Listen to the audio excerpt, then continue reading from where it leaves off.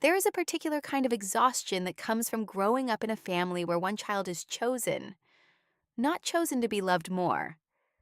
I want to be careful with that. My parents loved me. I know this. I have always known this. But chosen to be celebrated, chosen to be seen, chosen to be the name spoken with a certain softness at the dinner table that the other name never quite received. My sister Hana was that child, and I was the other one. My name is Rania. I am 28 years old. I work as a financial analyst at a consulting firm.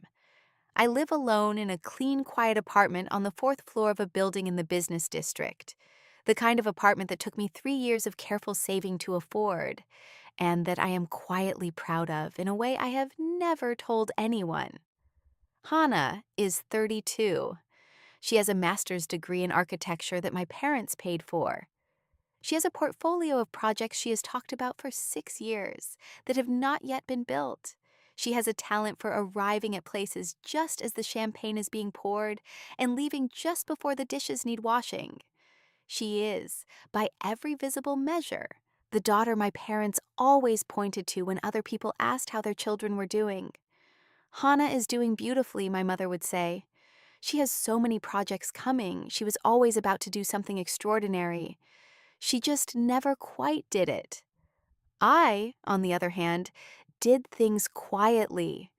I got a scholarship for university that I never mentioned because, by the time I received it, the family's attention was already consumed by Hana's acceptance to her graduate program abroad. I worked through every semester.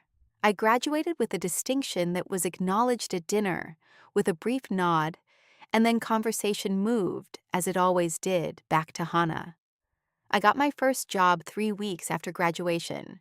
Within 2 years, I had been promoted twice. Nobody asked. I didn't offer. I simply saved. And when my parents started struggling, quietly, the way families like ours struggle without broadcasting it, I started paying. My father's pension was smaller than expected, a calculation error that took 8 months to dispute and was only partially corrected. My mother's health had required 2 surgeries in 3 years, one planned, one not, and the costs had accumulated in ways that their savings could not absorb cleanly. They did not tell me directly. They never would. I found out the way I found out everything, by paying attention, by noticing that my mother had stopped buying the good olive oil she'd used my entire childhood, by seeing that my father's car had a crack in the windshield that had been there for 5 months, by realizing that their house, which had always been maintained with a quiet pride, had a patch of the back roof that was visibly darkening with water damage they had not yet fixed. I asked my mother once, carefully, sideways, the way you have to ask, if everything was all right. She said, "Of course, Habibti. Everything is fine." I said, "Okay, Mama." Then I went home and I opened my banking app. I did not tell Hana, not because I was protecting her from the worry. Hana did not worry about things she could not take credit for fixing. She worried about her portfolio. She worried about the lighting in her apartment. She worried about whether the invitation to a colleague's gallery opening had implied business casual or something more. I knew that if I told Hana our parents were struggling, she would call our mother, express a great deal of concern in a great deal of words, and then deposit nothing. I had watched her do exactly that when my grandmother was ill. Concern beautifully expressed, action completely absent. So I told no one. I simply set up the transfer, $1,600 every month, routed through a separate account I labeled home, deposited quietly, consistently, without announcement. I also paid for the roof repair directly. I called the contractor myself. I told him I was the homeowner's daughter and gave him my card. My parents came home from a weekend visit to my aunt's house to find the roof fixed. My mother called me, confused and grateful. She said, "Rania, do you know anything about the roof?" I said, "The contractor said it was a simple fix. Don't worry about it, Mama." She was quiet for a moment. Then she said, "Okay, Habibti." She knew. She always knew. For 2.5 years, I paid. 30 months of transfers, a roof, new tires on my father's car. I told him the dealership had a recall, his medication copays. I set up a pharmacy account in his name and loaded it quietly each quarter. And Hana. Hana came home for every holiday. Hana called every Sunday. Hana sent flowers on birthdays, beautiful arrangements from an expensive florist that she posted on her social media before they arrived. She was present in every visible way and absent in every way that cost anything. Then she got the commission, a real one finally, a boutique hotel project in the south of the city, her first significant build, legitimate, sizable, the kind of thing that would finally make the portfolio real instead of theoretical. My parents were overjoyed.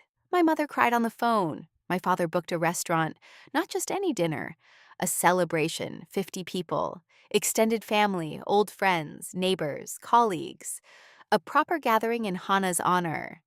I drove to the restaurant. I sat in my assigned seat, and I waited to see what the evening would bring.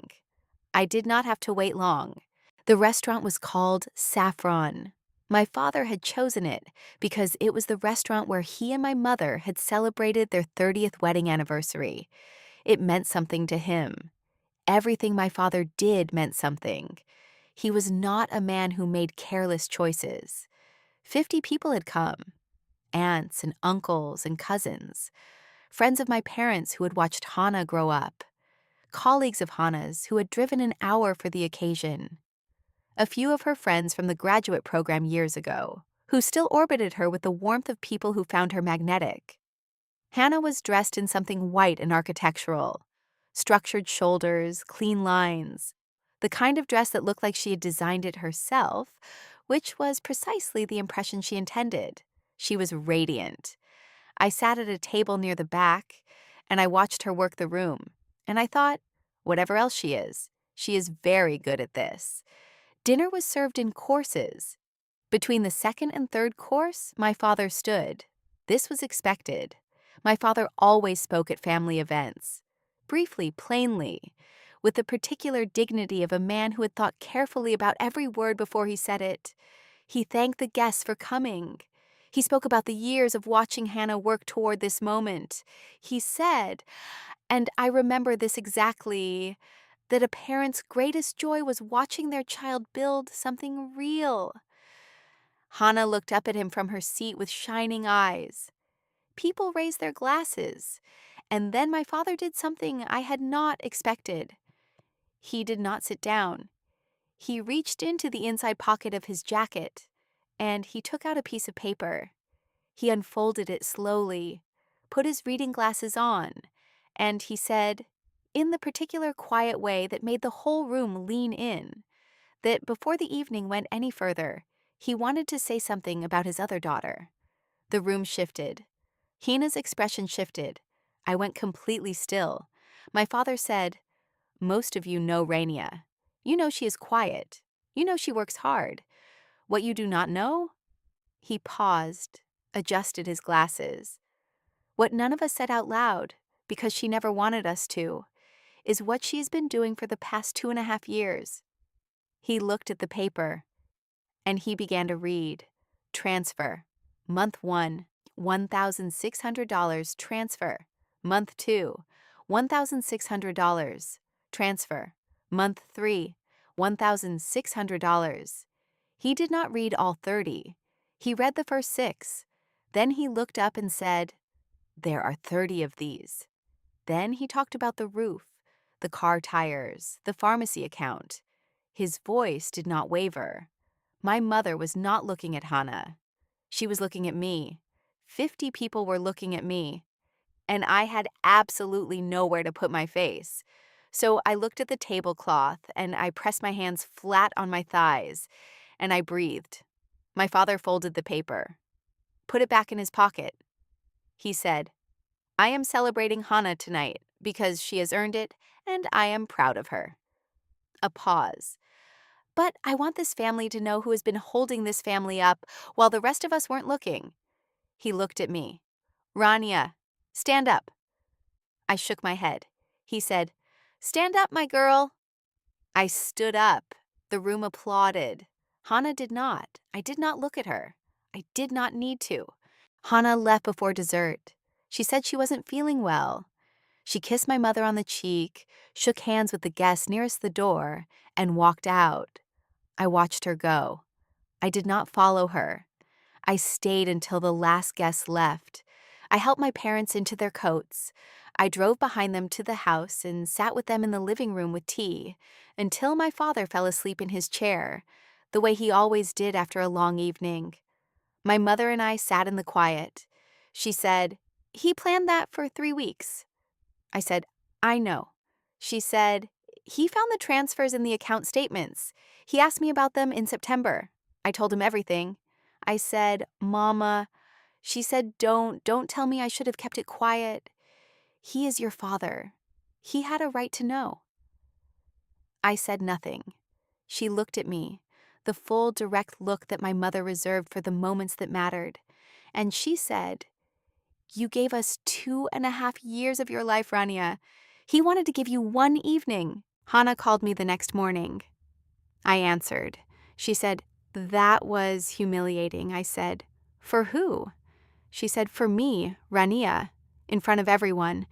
Dad basically announced that you've been supporting them, and I've been doing nothing. That's how it looked." I said, "Is that how it looked? Or is that how it was?"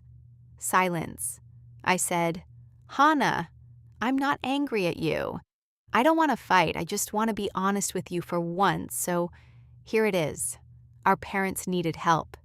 You had the means to provide it. You chose not to. That's a choice you made, and you get to live with it." She said, "I didn't know how bad it was." I said, "You didn't ask." Another silence. She said, "What do you want from me?" I said, "Nothing. I never wanted anything from you. I wanted my parents to be okay. They are. That's enough." I hung up. There is a word in our language. My grandmother used it for the particular peace that comes not from winning, but from no longer needing to. I don't have an exact translation for it, but I felt it that morning, sitting in my apartment with my second cup of coffee, watching the street below, with nothing unresolved inside me. Hana and I are not estranged. We are simply honest now, with ourselves and with each other, about what we are to one another. We are sisters. We are not the same. We do not pretend to be. My parents' house still has the fixed roof. My father's car has no cracks in the windshield. The pharmacy account is still loaded. The transfers still go out on the 1st of every month, not because they need them the way they used to, but because I can, and because the 1st of every month is the day I remind myself what matters. My father called me on a Sunday, 2 weeks after the celebration. He said, "How are you, my girl?" I said, "Good, Baba, really good." He said, "The roof is holding." I laughed. He said, "I looked at it this morning, solid." I said, "I paid for a good contractor." He said, "Yes, you always do." A pause. Then he said, quietly, plainly, in the way he said the things he meant most deeply, "I see you, Rania. I have always seen you."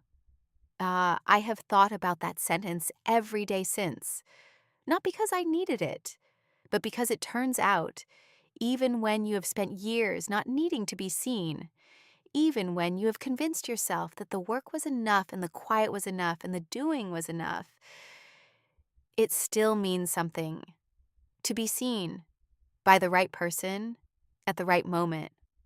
That's all.